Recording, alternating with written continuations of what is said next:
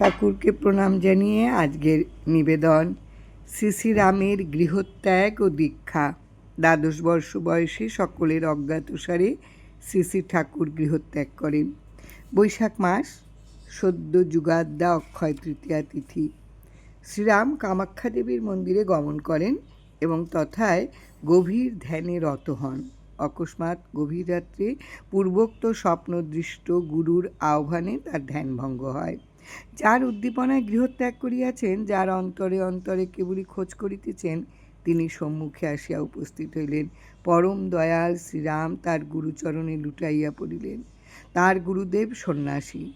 সেই সন্ন্যাস মূরতি, দীর্ঘায়ত নাজানুলম্বিত বাহু, ললাটে রক্তচন্দনের ফোঁটা, গলায় রুদ্রাক্ষের মালা, ভীম ও কান্তি পুরুষ। এই শক্তিশালী গুরুর সহিত শ্রীরাম আঁকা বাঁকা পার্বত্য পথ দিয়া ভুবনেশ্বরী মন্দিরের সম্মুখে আসিলেন। কিছুদূর গিয়া দেখিলেন ঘন জঙ্গল আবৃত একটি পর্বত গহ্বর।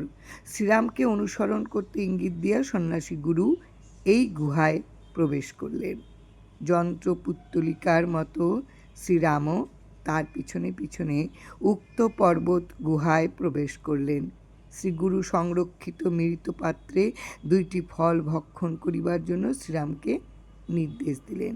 মৃত পাত্রটি গুহার অতি দূর প্রান্তে অবস্থিত ছিল। শ্রীরাম অত্যন্ত ক্লান্তিবোধ করায় আহার করিবার আগ্রহ দেখাইলেন না। অকস্মাৎ দেখলেন এক অলৌকিক কাণ্ড।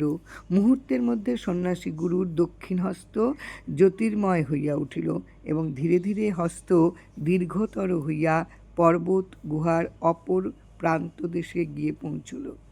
ফলসহ মৃত পাত্রটি নিমেষে শ্রীরামের সম্মুখে তিনি আনিয়া ধরিলেন। শ্রীরাম মহানন্দে অতি তৃপ্তির সহিত ফল আহার করিলেন। অতঃপর শ্রীগুরুর মধুর আহ্বান শ্রীরামের কণ্ঠে ধ্বনিত হল, ওঠো বৎস, লগ্ন উপস্থিত, তুমি ব্রহ্মপুত্রে স্নাত হইয়া আসো এবং এখনই দীক্ষা গ্রহণ করো। শ্রীরাম গুরুবাক্য শির অন্তরে ধারণ করিয়া স্নান সমাপন করিয়া ফিরিয়া আসিলেন। যে বীজ মন্ত্র স্বপ্নে অতীন্দ্রিয় উপায়ে প্রদান করিয়াছিলেন, সেই মহামন্ত্রই শ্রীগুরু তাহার শিষ্য শ্রীরামের কর্ণে ধ্বনিত করিলেন। অতঃপর তদীয় গুরু শ্রীরাম ও তার 2 জন সতীর্থের সহিত হিমালয় পরিব্রাজন আরম্ভ করলেন। হিমালয় পরিব্রাজন প্রথম তারা যোগেশ্বর আশ্রমে প্রবেশ করিয়া 5 দিন তথায় অবস্থান করেন। আশ্রমে এক দিব্য স্ফটিকময় এবং জ্যোতির্ময় শিবলিঙ্গ প্রতিষ্ঠা রহিয়াছেন। এই যোগেশ্বর শিবলিঙ্গের আরাধিকা এক শক্তিশালিনী সাধিকা আছেন। এই তাপসী নারী জটাজুটমণ্ডিতা ধ্যানস্থা হইয়া তিনি শিবলিঙ্গের সম্মুখে উপবিষ্টা রহিয়াছেন। শ্রীরাম ও সতীর্থগণ এই সাধিকার নাম দিয়াছেন গৌরী।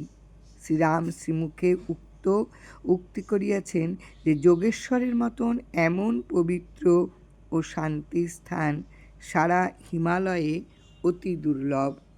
জয় রাম, জয় রাম। শ্রীরাম পূজা, যতীন্দ্রচন্দ্র দেব রায়ের লেখা থেকে আজকের নিবেদন।